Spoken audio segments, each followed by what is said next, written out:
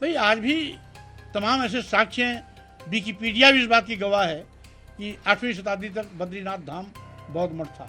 जिनके पक्ष में आप ये बयान दे रहे हैं कि आप गड़े मुर्दे मत उखाड़िए नहीं तो सब उखड़ जाएंगे, हम कहते हैं उखड़ जाए। जहाँ जहाँ के बारे में आपके मन में शंका हो वहाँ वहाँ के बारे में आप प्रमाण रखिए।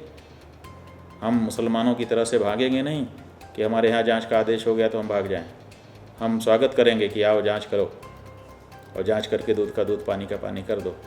बद्रीनाथ धाम पर सपा महासचिव स्वामी प्रसाद मौर्य के बयान के बाद उत्तराखंड के तीर्थ पुरोहित, पंडा समाज सहित शंकराचार्य और तमाम हिंदू धर्मावलंबियों में आक्रोश दिखाई दे रहा है।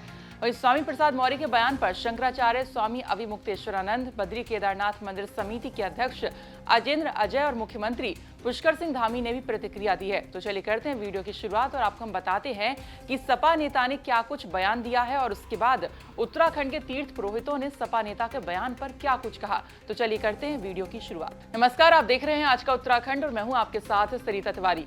दरअसल सपा नेता स्वामी प्रसाद मौर्य ने बयान दिया है कि बद्रीनाथ 8वीं शताब्दी तक बौद्ध तीर्थ था और क्या कुछ उन्होंने कहा, पूरा वाक्य सुनिए। भाई आज भी तमाम ऐसे साक्ष्य हैं, विकिपीडिया भी इस बात की गवाह है कि 8वीं शताब्दी तक बद्रीनाथ धाम बौद्ध मठ था।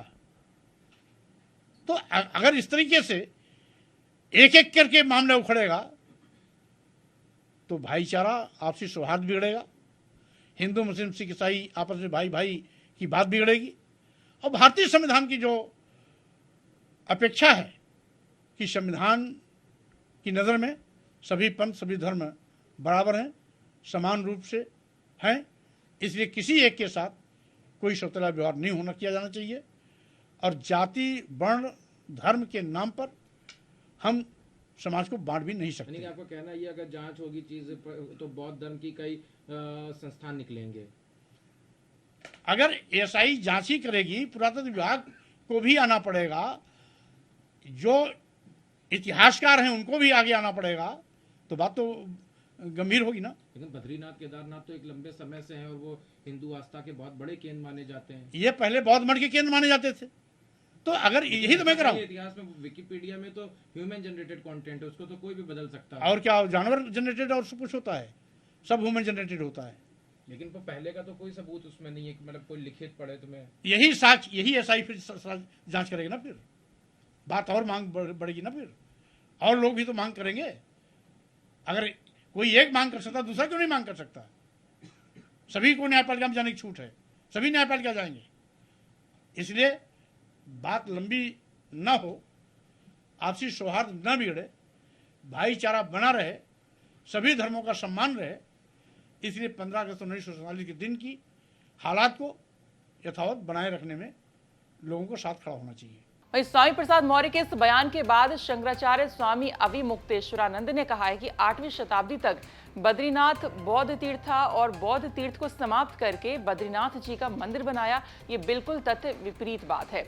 स्वामी प्रसाद मौर्य ना तो धर्मशास्त्र के विद्वान है और ना ही इतिहास के विद्वान है। वो राजनीतिज्ञ हैं और राजनीति को चमकाने के लिए बीच बीच में ऐसे बयान देते रहते हैं। उन्होंने कहा कि वो सनातन धर्म की भावनाओं को बार बार ठेस पहुंचाते रहते हैं। साथ ही उन्होंने कहा कि इससे पहले भी उन्होंने रामचरितमानस को जलाने के लिए और समाप्त करने के लिए प्रेरित किया था।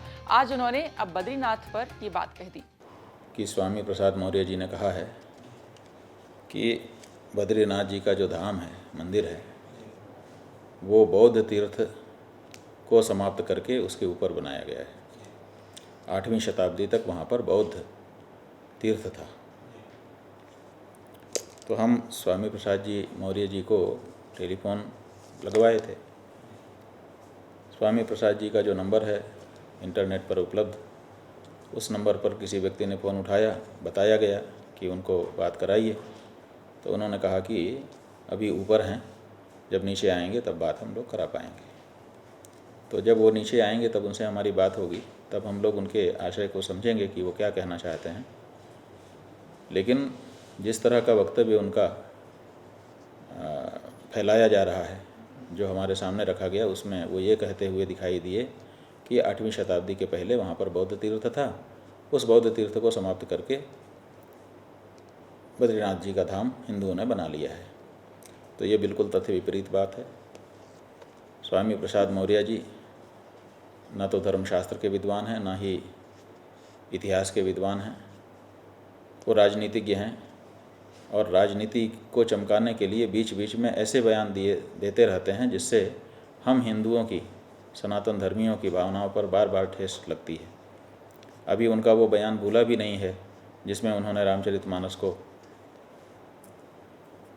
जलाने के लिए और समाप्त करने के लिए लोगों को प्रेरित किया था। अब उन्होंने ये बात कह दी, बद्रीनाथ धाम करोड़ों सनातन धर्मियों की आस्था का केंद्र है और सतयुग का धाम है, आज का नहीं है।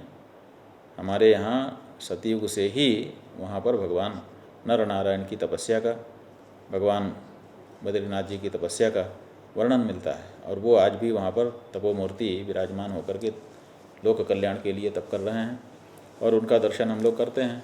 वो सतयुग का धाम है। अब उस सतयुग से जो धाम वहाँ पर निरंतर चला आ रहा है, उस धाम के बारे में कह रहे हैं कि 8वीं शताब्दी में वहाँ पर बौद्ध तीर्थ था। तो ये बिल्कुल तथ्य से विपरीत बात है। हम स्वामी प्रसाद मौर्य जी से ये कहना चाहते हैं कि आपके पास जो भी इस बारे में प्रमाण हैं वो प्रमाण सामने रखिए ताकि प्रमाण पर विचार हो जाए। हम जिनके पक्ष में आप ये बयान दे रहे हैं कि आप गड़े मुर्दे मत उखाड़िए नहीं तो सब उखड़ जाएंगे, हम कहते हैं उखड़ जाए। जहाँ जहाँ के बारे में आपके मन में शंका हो वहाँ वहाँ के बारे में आप प्रमाण रखिए। हम मुसलमानों की तरह से भागेंगे नहीं कि हमारे यहाँ जांच का आदेश हो गया तो हम भाग जाएं। हम स्वागत करेंगे कि आओ जांच करो और जांच करके दूध का दूध पानी का पानी कर दो।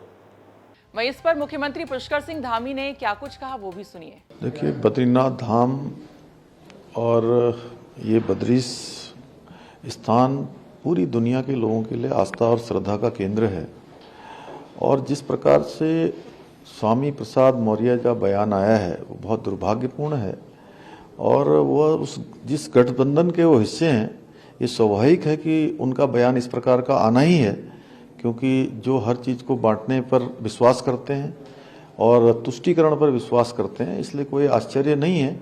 लेकिन उनके नाम के आगे स्वामी हैं, कम से कम उनको ऐसे बयान देने से पहले सोचना चाहिए। बीकेटीसी के अध्यक्ष अजेंद्र अजय ने स्वामी प्रसाद मौर्य के बयान को मानसिक दिवालियापन करार दिया। साथ ही उन्होंने कहा कि ऐतिहासिक प्रमाण है कि बद्रीनाथ धाम युगों से विद्यमान है। पुराण और शास्त्रों में बद्रिकाश्रम का वर्णन मिलता है। आदि गुरु शंकराचार्य ने बद्रीनाथ मंदिर का जीर्णोद्धार किया है और अतः स्वामी प्रसाद मौर्य के बयान का कोई तार्किक आधार नहीं है।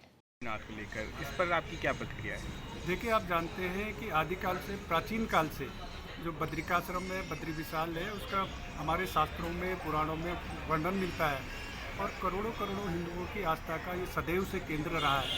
स्वामी प्रसाद मौर्य जी ने जो बयान दिया है ये बड़ा दुर्भाग्यपूर्ण है और उनके मानसिक दिवालियेपन का ये द्योतक है।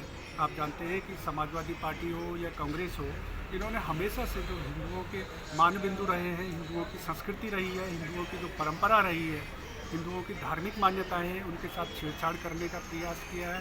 उनके धार्मिक स्थलों को बदनाम करने का, उनके विरुद्ध दुष्प्रचार करने का इन्होंने हमेशा से दुष्प्रयास किया है और ये इसी कड़ी में उनका एक नया बयान है। मेरा कांग्रेस से भी सवाल है, क्योंकि कांग्रेस के गठबंधन के सहयोगी है, कांग्रेस को भी स्पष्ट करना चाहिए कि उनका इस संदर्भ में जो स्वामी प्रसाद मौर्य का जो बयान आया है उस पर उनका क्या मत है। स्वामी प्रसाद मौर्य ने अपने बयान के बाद आज ट्वीट करके कहा है कि आखिर मिर्ची लगी ना वास्ता याद आ रही है, क्या औरों की आस्था आस्था नहीं है? इसलिए तो हमने कहा था किसी की आस्था पर चोट ना पहुंचे और इसीलिए 15 अगस्त 1947 के दिन जिस भी धार्मिक स्थल की जो स्थिति है उसे यथास्थिति मानकर किसी भी विवाद से बचा जा सकता है, अन्यथा ऐतिहासिक सच स्वीकार करने के लिए तैयार रहना चाहिए। 8वीं शताब्दी तक बद्रीनाथ बौद्ध मठ था और उसके बाद ये बद्रीनाथ धाम हिंदू तीर्थ स्थल बनाया गया, यही सच है। वहीं बद्रीनाथ धाम के पूर्व धर्माधिकारी भुवन चंद्र उनियाल ने भी स्वामी प्रसाद मौर्य को करारा जवाब दिया। उन्होंने कहा कि जिन लोगों को इतिहास का ज्ञान ही नहीं है वह ऐसे शब्दों का प्रयोग करते हैं या ऐसी जानकारी रखते हैं। उन्होंने कहा कि उन्हें इतिहास को पढ़ना चाहिए। अभी अभी स्वामी प्रसाद मौर्य का बयान देखने को मिला। जिन लोगों को इतिहास का ज्ञान ही नहीं है वो ऐसे शब्दों का प्रयोग करते हैं या ऐसी जानकारी रखते हैं। अपनी बुद्धि सुधार करनी चाहिए, इनको इतिहास पढ़ना चाहिए। कृते मुक्ति प्रदा प्रोक्ता त्रेतायम योग सिद्धा विशाला द्वापरे प्रोक्ता कलौ बद्रिकाश्रम। चारों युगों में भगवान बद्री विशाल जी का इतिहास मिलता है, पुराण मिलते हैं। पुराणों में भगवान बद्री विशाल जी का नर नारायण के रूप में तमाम वर्णन देखने को मिलता है। आप ज्ञान नहीं रखते हैं और कुछ का कुछ बयान करते हैं। साथ ही आपने आदिगुरु शंकराचार्य जी के जीवन पर एक प्रश्न चिन्ह लगा दिया। वो व्यक्ति कलौ गते त्रिसहस्रे वर्षाणाम शंकरवेति, आपको शंकराचार्य जी का जीवन काल मालूम ही नहीं है और पूरे भारतवर्ष को एक सूत्र में बांधने वाला व्यक्ति आपने उस पर और तोड़ने की बात कर दी। ये आप जानकारी पूरी नहीं रखते हैं। हमें आपके बयान से घोर विरोध है, हम भर्त्सना करते हैं। बयान वापस लीजिए।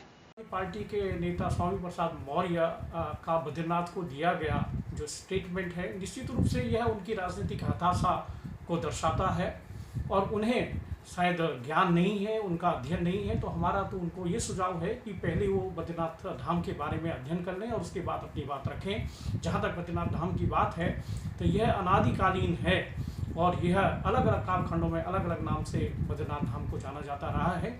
और जहाँ तक उनका कहना है कि यह बौद्ध धर्म से जुड़ा हुआ है, तो उन्हें यह जानना चाहिए कि यह धाम अनादिकाल से है और बौद्ध धर्म की उत्पत्ति से पहले भी यह धाम अपने अस्तित्व में था। वो कह रहे हैं कि 8वीं सदी में जो है ये बौद्ध धर्म का था, लेकिन उन्हें यह जानना चाहिए कि आदि गुरु शंकराचार्य जी का प्रादुर्भाव 5वीं सदी के आसपास हुआ और उन्होंने जो बद्रीनाथ मंदिर है, वर्तमान मंदिर है, उस मंदिर का शंकराचार्य जी द्वारा पुनरुद्धार किया गया था। तो निश्चित रूप से यह प्रमाण है कि शंकराचार्य जी के प्रादुर्भाव से पहले भी बद्रीनाथ मंदिर था और आज भी ऐसी परंपरा है जो सनातन परंपरा चली आ रही है कि बद्रीनाथ धाम के कपाट 6 माह के लिए बंद होते हैं और 6 माह के लिए खुलते हैं। 6 माह नर के द्वारा यहाँ पर रावल द्वारा पूजा की जाती है और 6 महीने देवताओं के द्वारा यह पूजा की जाती है। तो जाहिर सी बात है कि बद्रीनाथ धाम को लेकर के जो स्वामी प्रसाद मौर्य का ये बयान दिया गया है, राजनीति से प्रेरित है और हताशा साफ उनके बयान में झलकती है। तो फिलहाल इसी के साथ आज का उत्तराखंड में इतना ही। बाकी खबरों के लिए आप देखते रहिए उत्तराखंड तक। नमस्कार।